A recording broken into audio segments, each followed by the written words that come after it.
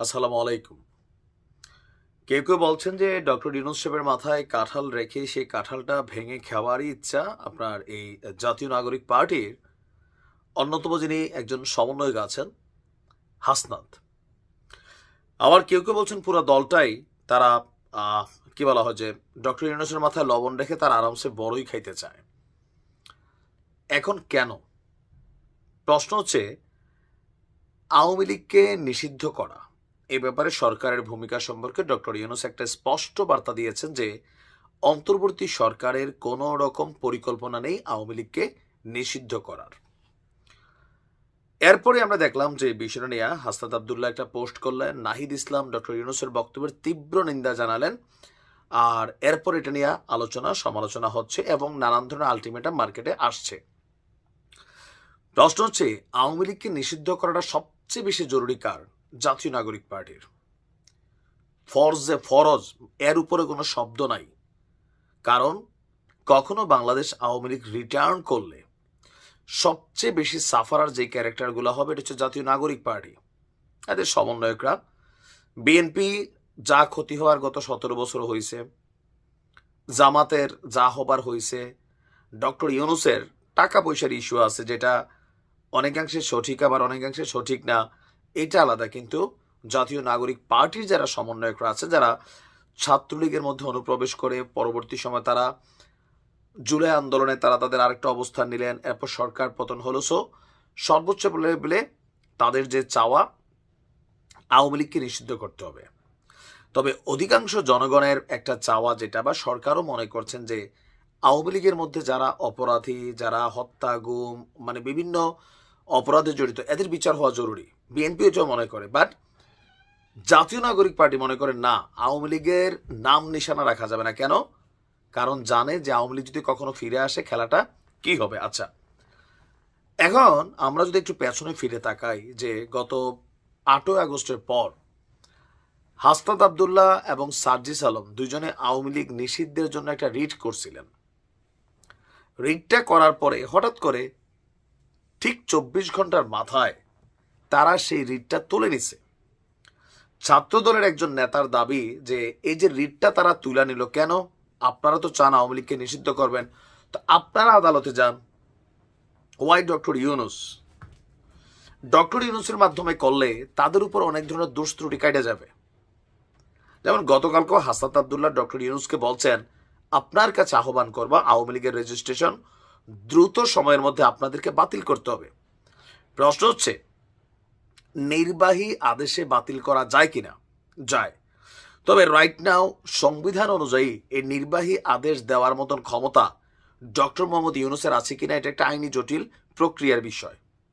Number 1। Number 2, doctor Yunus কেন আওয়ামী লীগের সাথে এই পাঙ্গাটা নেবেন?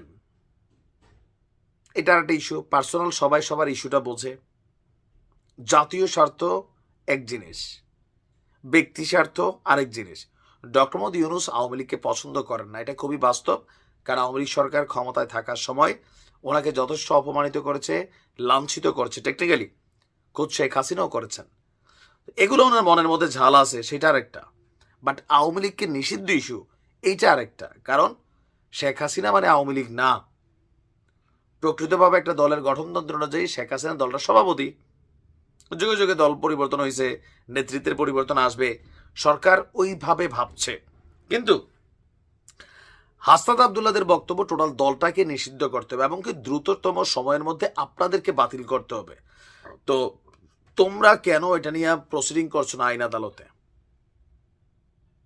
এই প্রশ্নটা অনেকেরই, যে ছাত্রদলেরও প্রশ্ন এটা, যে আপনারা তো এটা করছিলেন, তো এটা রিট করে তুলে নিলেন কেন? ডক্টর মোহাম্মদ ইউনূসের মাথায় রাইখা লবণ দিয়া বড়ি খেতে চান? আচ্ছা, এরপরে বলছে যে বিচার প্রক্রিয়ার মাধ্যমে এই দলটাকে জার্মানির নাজি পার্টির মতন চিরদিনের জন্য বাংলাদেশ থেকে নিষিদ্ধ করতে হবে। এই কথাগুলা বলা অনেক সোজা,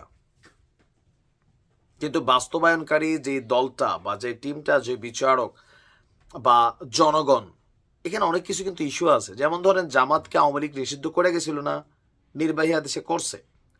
বা কার্যত 15 বছর জামাতের কোনো অফিস আদালত বা তাদের প্রতিষ্ঠানগুলা এগুলা মানে কোনো কিছুর অস্তিত্ব ছিল না, জামাতের সংখ্যা কি বাড়ছে না কমছে? বাড়ছে। কেমনে বাড়লো?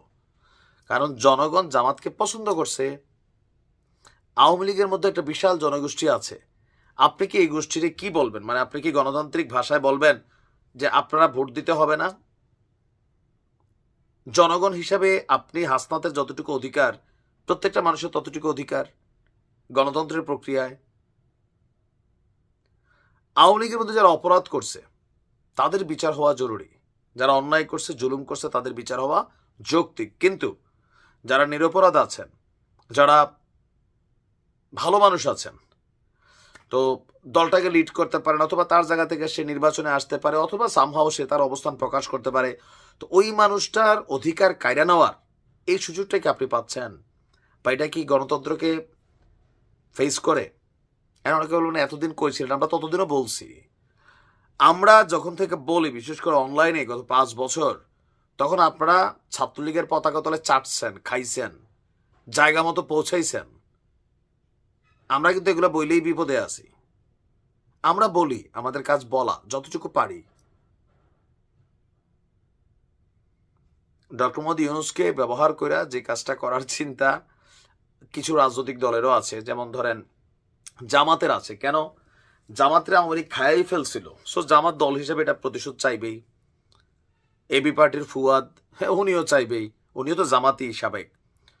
রানিং এটা হয়তো তাদের আলাদা টিম হইতে পারে, অথবা দলে মূল্যায়ন পায় নাই, নিজে এখন দল একটা পার্ট করে এবি পার্টি নাম দিচ্ছেন, এরকম অনেক কিছু হইতে পারে। তবে আমার মনে হয় না ডক্টর মোহাম্মদ ইউনূসের সরকারে যারা আছেন, বা ডক্টর মোহাম্মদ ইউনূস খোদ নিজেও নির্বাহী ক্ষমতা প্রয়োগ করে আওয়ামী লীগকে নিষিদ্ধ করবে। বিচারিক প্রক্রিয়া, ট্রাইব্যুনাল, সেটা আলাদা।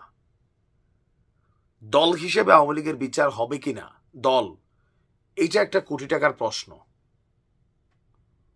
দেখা যাক কি হয়। ভালো থাকুন।